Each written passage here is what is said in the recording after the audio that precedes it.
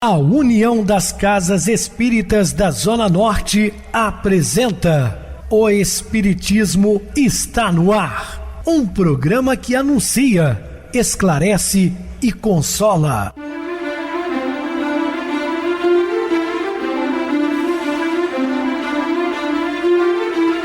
Não se turve vosso coração. Credes em Deus, credes também em mim. Na casa de meu pai há muitas moradas. Se assim não fora, eu vou-los teria dito, pois vou preparar-vos lugar. O Espiritismo está no ar. Sintonize esta frequência. Pare, pense na vida, faça perguntas.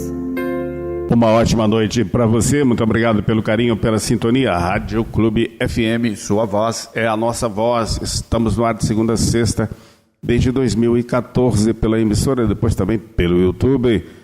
O canal é Viver _ Melhor. Se inscreva, deixa seu like, sua opinião é sempre importante para nós.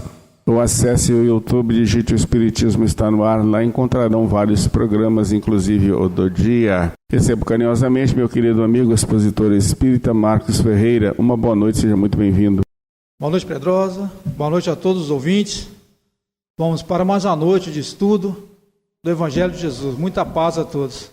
Muito bem, Marcos, vamos estudar sobre perante a dor. Dúvidas, entre em contato conosco, ligando para o WhatsApp da Rádio Clube FM, que é 0 operadora 32 999327758. Quer falar comigo, utilize a TIM 988012675, WhatsApp 9844949, novamente 59, o e-mail, o espiritismo está no ar, @hotmail.com. Interajam conosco, façam perguntas, tirem dúvidas, podem dar sugestões ao programa. Estamos à disposição dos ouvintes. Vamos agora para aquele momento muito especial que é o nosso momento de oração. Sintonize esta frequência. O Espiritismo está no ar. Momento de oração. As boas ações são a melhor prece. Por isso que os atos valem mais que as palavras. Muita paz e muita luz a todos.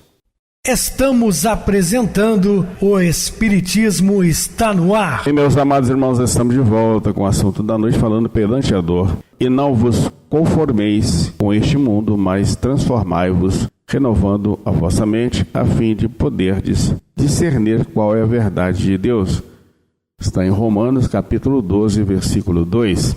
Nossas dores podem ser analisadas como fonte de aprendizagem ou cárcere de lamentações. Elas surgem para que possamos perceber que precisamos melhorar ou reformular interiormente. Gosto de dizer que a dor é a maior alavanca para o crescimento espiritual, porque através da dor o ser desperta e vai buscar a Deus, a espiritualidade, a sua crença, imediatamente. Isso é um instantâneo. Até aqueles materialistas extremados dizem que no momento suplicial de um provável desencarne, ele se liga a Deus. Meu Deus, me ajuda, entende? Mesmo aqueles que dizem que não acreditam em Deus. E a doença, muitas vezes, ela é um santo remédio, porque ela faz a pessoa refletir. Opa, peraí, eu tenho que mudar nisso e naquele ponto, se eu quiser viver mais um pouco, Ela serve de corrigenda. Dificuldades e conflitos são materializações de atos e atitudes íntimas que precisam ser reavaliados. Eu digo até mais os conflitos, As dificuldades, muitas vezes, passamos por uma questão kármica ou provações mesmo, para crescimento espiritual.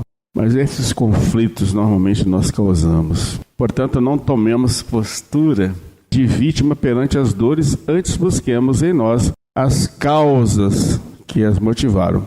Não existem vítimas. Isto é uma grande mentira, uma falsidade que algumas ideologias vêm passando ao longo dos tempos, dizendo que o sujeito é vítima da sociedade, é vítima daquilo e daquilo outro. Não, ele é vítima de si mesmo. O homem é herdeiro do seu próprio destino, artífice de si mesmo. Ou seja, eu sou o causador das minhas alegrias ou dos meus infortúnios. São as minhas atitudes que vão definir no futuro o que vou colher. A semeadura é livre, a colheita é obrigatória. Ah, mas a pessoa não fez nada para merecer tamanha pena, não fez aqui e agora, na atual encarnação. E o que ele fez no passado, você sabe, né? Normalmente está colhendo o que semeou. Quem vive se justificando diante do sofrimento não quer renovar-se. E quem se acomoda transforma as dificuldades em conflito, fazendo da existência um verdadeiro tormento. Então que a pessoa fica justificando o tempo todo é porque, na verdade, não quer mudar. E é muito triste a pessoa se fazer de vítima, porque as pessoas normalmente não acreditam, né? Fazendo de coitadinho, apenas para chamar a atenção. É muita pobreza de espírito, né? Muita carência. Então as pessoas devem sair desse estado triste, deplorável e viver. Talvez a falta de flexibilidade seja a causa primária de muitos de nossos desajustes. A vítima não quer ver a realidade, o equívoco, os limites humanos, simplesmente veste o manto da infidelidade e culpa o mundo que a rodeia. Olha, é fácil demais, né? Transferir responsabilidades para outrem, para o mundo, né? Dizendo que é um esquecido das leis divinas, né? Que é um ser abandonado. É muito simples, transfere os seus problemas, suas responsabilidades para os outros. Agora, na verdade, é você que tem que resolvê-los. Não adianta. Criaturas flexíveis e abertas utilizam-se de atitudes experimentais jamais definitivas. Fazem novas leituras de mundo e reavaliam ideias sempre que surjam novos fatos ou acontecimentos. Quão importante a pessoa dar a volta por cima, né? Sair dessa condição de vítima e enfrentar o mundo. Ser o autor da sua bela caminhada, dando inclusive bons exemplos. Quantos nós já também percebemos em situações difíceis e que superaram? Eis a regra de outro diante da dor: jamais se imobilizar no tempo e nunca fechar as cortinas da janela da alma, pois isso leva a uma vida de ilusões e vazia de experiências. O amanhã existe para que não fiquemos presos no hoje, não é? E não vos conformeis com este mundo, mas transformai-vos, renovando a nossa mente, a fim de poder discernir qual é a vontade de Deus. Existem também aí uns jargões usados por determinados religiosos dentro do próprio cristianismo, dizendo, quando eu era do mundo, ora, se não é daqui, mude para um outro planeta, você está no mundo. Você não é obrigado a conviver com todas as coisas do mundo. Isso é um direito de escolha. Portanto, transforme o mundo que você vive. Para quê? Para melhor. Então, a vontade de Deus nada nos apresenta que não seja educativo e fecundo para o nosso crescimento e renovação interior. Examinemos cuidadosamente nossas aflições. Nelas estão contidos os avisos e lembretes que necessitamos para harmonizar a nossa existência. Então, Deus nos presenteia com tudo, né? Todas as informações necessárias. O reino de Deus é como um homem que lançou a semente na terra. Ele dorme e acorda de noite e de dia, mas a semente germina e cresce, sem que ele saiba como. A terra por si mesma produz fruto. Primeiro a erva, depois a espiga e por fim a espiga cheia de grãos. Marcos capítulo 4, versículos que vão de 26 a 28. Nem sempre conseguimos perceber com lucidez os auxílios espirituais que recebemos do mais alto. No entanto, nossa existência é controlada por uma fonte divina, perfeita e harmônica, cuja única intenção é a evolução das almas. Então, às vezes não percebemos, mas eles estão sempre ao nosso lado, zelando por nós, né? Podemos definir como miopia espiritual aquele que toma a parte pelo todo e impõe a si e aos outros essa parte como sendo o todo. Da mesma forma que não podemos calcular com precisão e de modo consciente os benefícios da respiração, da água, dos alimentos e das energias da natureza em nossa vida orgânica. Igualmente, não nos damos conta dos benefícios da movimentação desencadeada pelos processos transcendentais que nos alcançam a vida íntima. Portanto, o Criador, guardião de tudo que existe, artífice da máquina da vida, nos protege de forma contínua, suprindo-nos interna e externamente, quer conheçamos ou não, como verdadeira a vida providencial. Então Deus está sempre ao nosso lado, zelando por toda a humanidade, por tudo que existe, porque todos nós sabemos que temos nossos protetores espirituais, não importa o nome, isso não importa. Anjo da guarda, anjo guardião, espíritos de luz e amigos espirituais, seres angelicais, certo é que todos nós estamos sob a proteção e orientação divina. Na vida física, a criatura se desenvolve sem notar precisamente como ocorre esse fenômeno invisível em seu cosmo orgânico. Do mesmo modo, espiritualmente, progredimos e amadurecemos sem perceber como se processam os insights, isto é, a clareza súbita na mente, ou os saltos evolutivos promovidos no interior de todas as coisas e seres viventes. Jesus de Nazaré se reportou a esse respeito afirmando: o reino de Deus é como um homem que lançou a semente na terra. Ele dorme e acorda, de noite e de dia, mas a semente germina e cresce, sem que ele saiba como. A terra, por si mesma, produz fruto, primeiro a erva, depois a espiga e, por fim, a espiga cheia de grãos. Não podemos acreditar que somos órfãos do universo. Podemos chamar Deus de providência, uma vez que seu pensamento é que provê o espaço cósmico.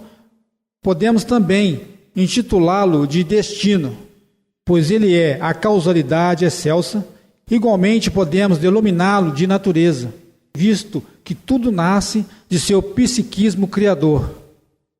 Quando cremos que os auxílios visíveis fazem parte de nossa existência, desenvolvemos o potencial de religiosidade encontrar Deus em nós e saímos das nossas zonas de conforto para níveis de consciência cada vez mais amplos e elevados. No campo da fisiologia, o termo homeostase foi criado para definir o processo autorregulador pelo qual um organismo se mantém num adequado e constante ponto de equilíbrio.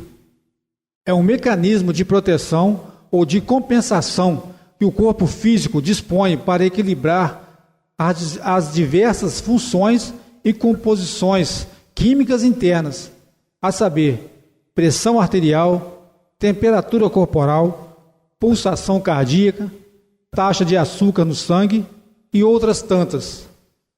Tomemos como exemplo a temperatura. Uma das funções da pele é ajudar a conter qualquer disposição do corpo de ficar demasiado quente ou frio. O principal regulador da temperatura corporal acha-se localizado no cérebro, no hipotálamo. Ele possui termostatos para registrar a elevação e a queda da temperatura. Ao menor sinal de excesso de calor, acelera-se a circulação do sangue na pele e o calor dos órgãos internos se transporta para os pequenos vasos sanguíneos abaixo da pele, ali se desfazendo. O mesmo termostato estimula a atividade das glândulas sebáceas, localizadas no fundo do tecido subcutâneo. O suor secretado pelas glândulas sudoríparas é destilado pelos poros através da transpiração, evaporando-se ao contato com o ar exterior. E isso proporciona um resfriamento eficaz.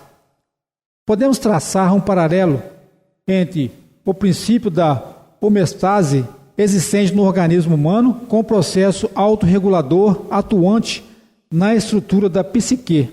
No inconsciente, o self, arquétipo central, que tem a função de unificar, reconciliar e reequilibrar todo o governo psíquico, mantém de modo semelhante uma sabedoria instintiva que pode corrigir desacertos e excessos da consciência, equilibrando-a e protegendo-a dos perigos da alienação. Como psicólogo e psiquiatra, Jung foi quem melhor soube entender e respeitar a providencialidade do auxílio invisível, que a tudo apoia e equilibra.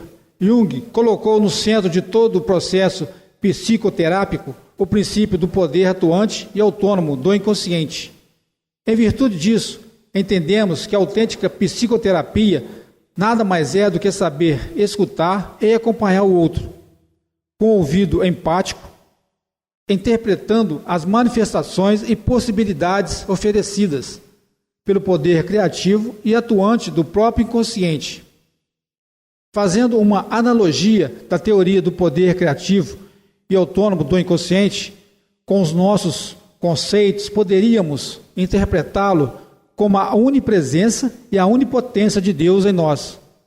Com muita propriedade, disse Cristo Jesus: em verdade vos digo, se tiverdes fé como um grão de mostarda, direis a essa montanha: transporta-te daqui para lá, e ela se transportará, e nada vos será impossível. A fé de que se fala aqui é entrega incondicional aos desígnios de Deus.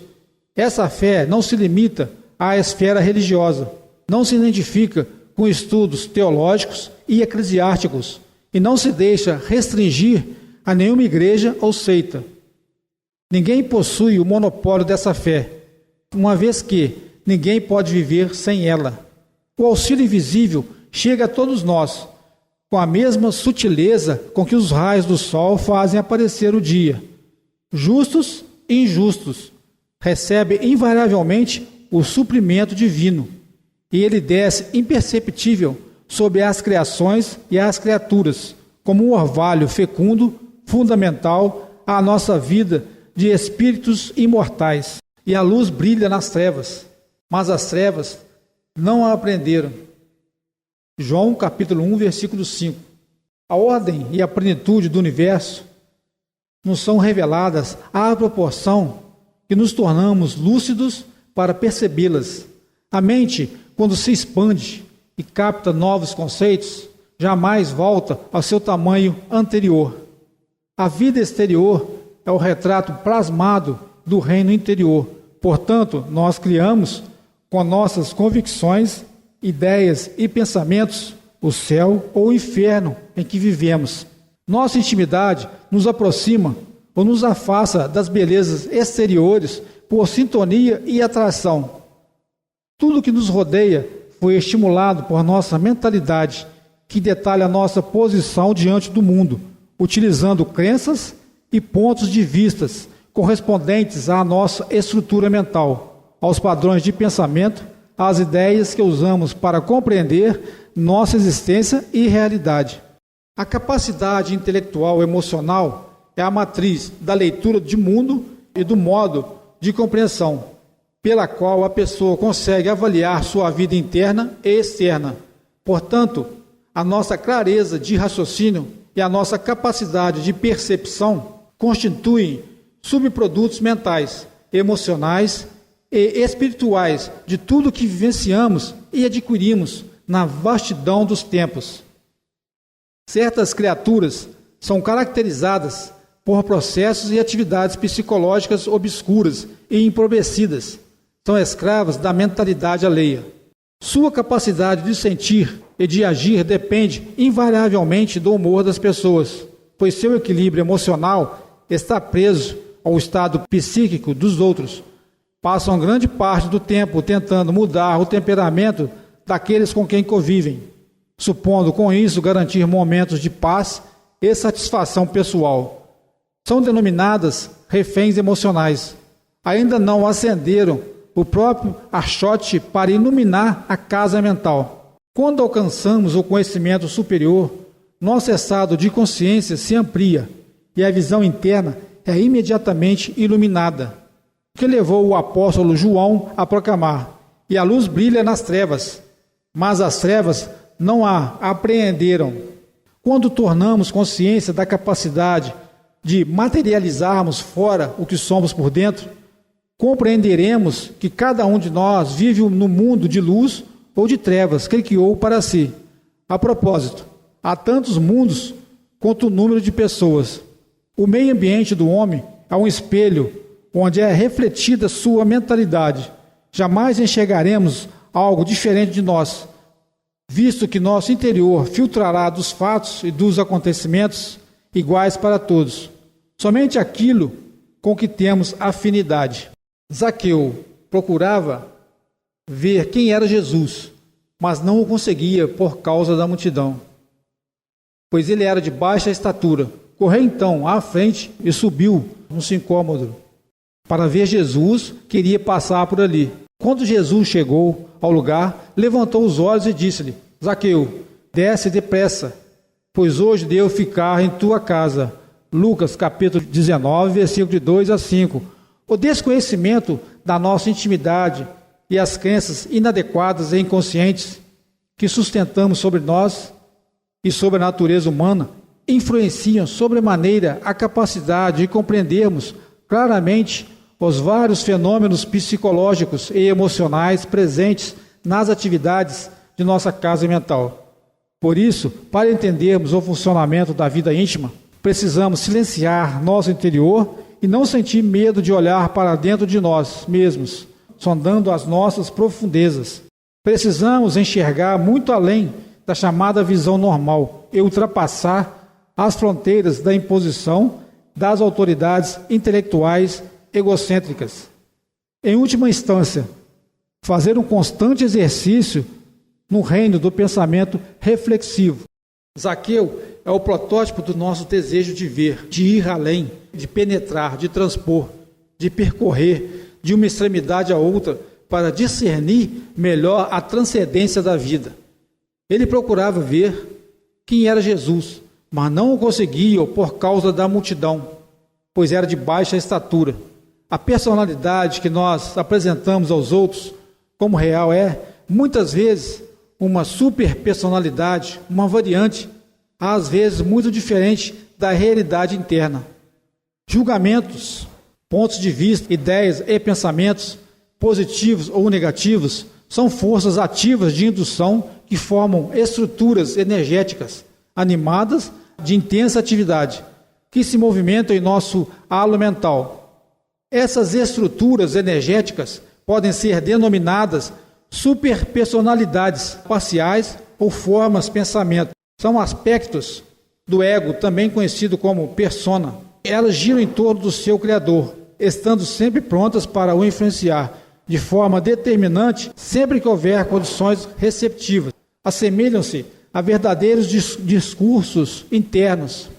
A multidão que impedia Zaqueu é como as várias personalidades ocultas que nos impedem de ver com lucidez os recados da alma. Sua baixa estatura é a representatividade da limitação egóica em que vivemos.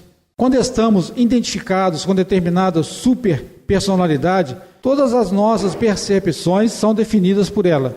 Passamos a ter uma visão de mundo com limites particularmente fixados. É preciso alcançar uma posição superior, subir num sicômoro para ver Jesus que iria passar por ali. Alçar-se nessa figueira nativa é o mesmo que sair de todo e qualquer nivelamento psicológico.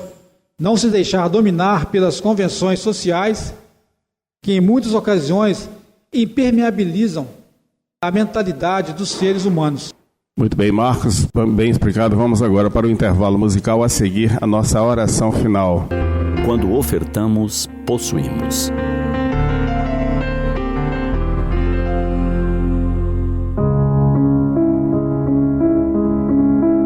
A cidade de Vancouver, no Canadá, ficou marcada por uma grande tragédia no ano de 2025. Num festival de cultura popular, um motorista dirigiu um SUV diretamente sobre a multidão, causando um desastre de proporções gigantescas. 11 pessoas perderam a vida. Mais de 20 ficaram feridas. Da imensa sombra, no entanto, surgiu uma luz significativa. Ela foi gerada por um adolescente, Andy Lee, que naquele episódio ficou sem o pai, a irmã e a madrasta, todos vítimas do lamentável acontecido. Numa bela mobilização online, em pouco tempo, arrecadou-se cerca de R$1 milhão para ajudar o adolescente a recomeçar sua vida.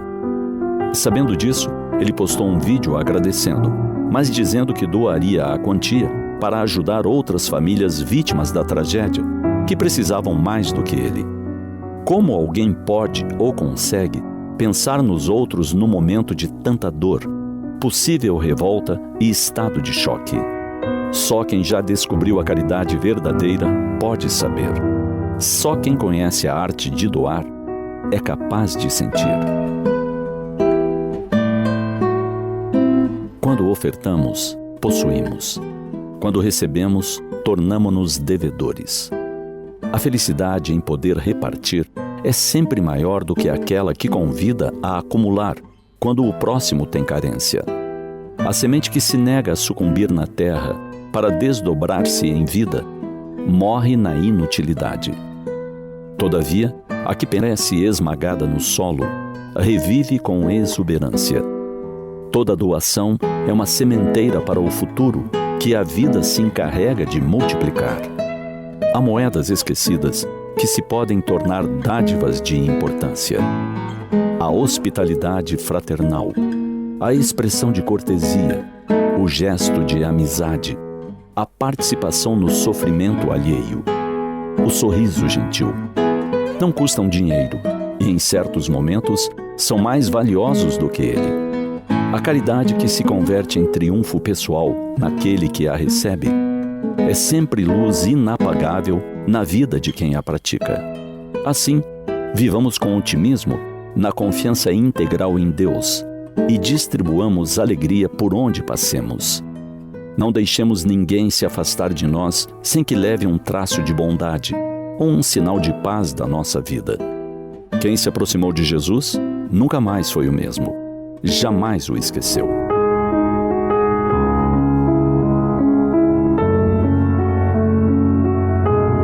Vale a pena, de tempos em tempos, fazermos uma análise bem prática. O que podemos doar de nós mesmos? O que podemos doar do que temos e do que somos? De maneira periódica, é salutar realizarmos uma análise dos próprios bens, do que nos é supérfluo, do que é demais, daquilo que não mais nos seja útil.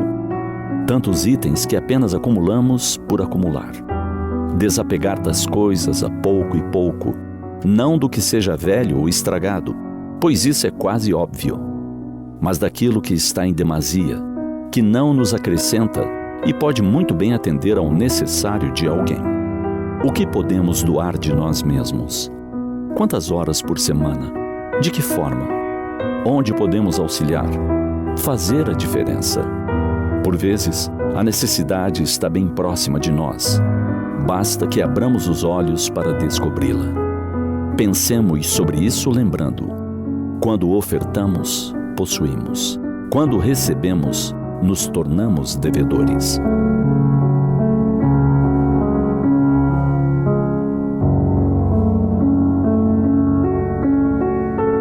Sintonize esta frequência. O Espiritismo está no ar. Momento de oração. Senhor Jesus e Mestre, intermediário junto ao Pai, governador espiritual do nosso planeta, Espírito mais iluminado que esteve entre nós, devemos seguir os seus passos, Senhor, para que possamos transformarmos em criaturas melhores. Somente o seu evangelho de luz, de paz e redenção é que pode transformar o homem, um homem de bem. Que sua paz esteja conosco hoje e sempre. E assim seja. Meu querido irmão Marcos, suas despedidas. Boa noite, Pedrosa. Boa noite a todos os ouvintes. E que possamos, meus irmãos, aproveitar a oportunidade e vivenciarmos esses ensinamentos no nosso dia a dia. Muita paz, muita luz a todos. Boa noite para você, Marcos. Muito obrigado pelo apoio aqui no programa. Boa noite também a todos os amados irmãos ouvintes do YouTube, internautas do Brasil e do exterior, nossos irmãos da Zona Norte de Juiz de Fora que nos acompanham com a rádio local 87,9 Rádio Clube FM. Continue ligados ouvindo a nossa próxima atração, o programa Batidão com o DJ Tico, a seguir na voz de Ailton Moreno, Encontro Central. Uma ótima noite de sexta-feira, um feliz final de semana e até segunda-feira, se Deus quiser.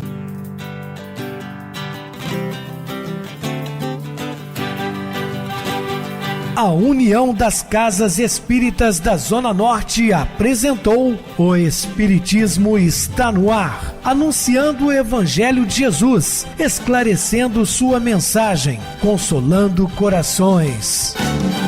Olhe pro céu e descubra imagens de luz.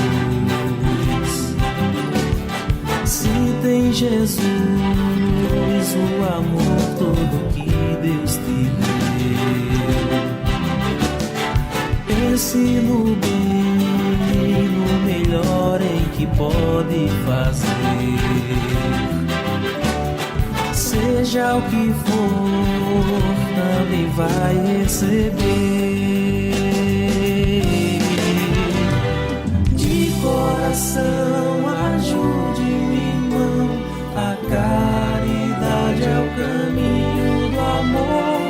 Faça ainda que possa sofrer, pois bênçãos de Deus há de ter. Ame, perdoe e viva melhor a natureza, o céu e o mar. Veja o encanto que a vida nos dá, a chance eterna que temos para amar, para amar. Olhe pro céu e descubra imagens de luz. Sinta em Jesus o amor todo que Deus te deu. Pense no bem, no melhor em que pode fazer.